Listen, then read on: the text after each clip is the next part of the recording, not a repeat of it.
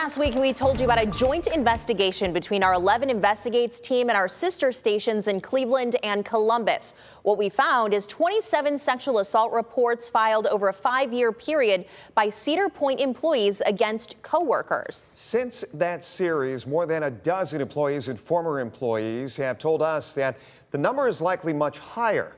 And they also told us that their concerns to management were often dismissed. Tonight, we bring you the story of 3 Cedar Point Human Resources employees. They were not responsible for investigating sexual assault complaints, but they did hire many of the park's employees. And we do want to warn you that the report could be triggering for those who have been a victim of sexual violence.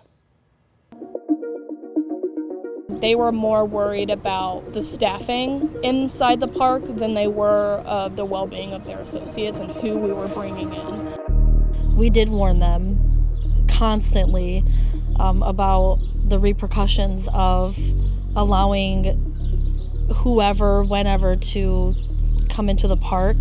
We knew what was going to happen. I wish Cedar Point could have seen this coming because we sure did. 3 different women, 3 women with the same stories. Former members of the Cedar Point Human Resources Department, employees responsible for hiring thousands of others to staff the amusement park. Each asked that we hide their identities, fearing they would be criticized by the community for speaking out. It was basically just, if they pick up the phone, you were, supposed to hire them. It didn't matter if they gave you a crap interview or not. Last week, 11 Investigates told you that we uncovered 27 sexual assault allegations from 2017 to 2021. Those incidents allegedly took place inside the employee dorms. 2 of the cases resulted in sexual battery charges and 1 in a sexual imposition charge. One of the years in those reports sticks out, 2021. There were 10 reports filed that year, including 7 allegations of rape, more than any other season. 2021 was a difficult year for Cedar Point. Coming off the pandemic, the park had trouble finding employees.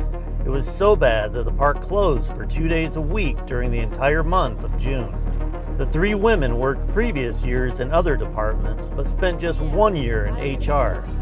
But they agreed that life changed in human resources as summer neared. The 6 to 10 recruiters could no longer take 30 minutes for an interview. Some people would hire 50 people a day. By the summer of 2021, the women say they were told to hire at least 25 workers a day, and some of those workers would start the same day. If it were a normal season where our staffing, isn't, so desperate, half the people I hired, I probably wouldn't have hired. But if we didn't hire these people, we would get reprimanded, we would get yelled at. Besides an increase in hiring volume, something else changed, the women said. A new employee could start before a background check came back.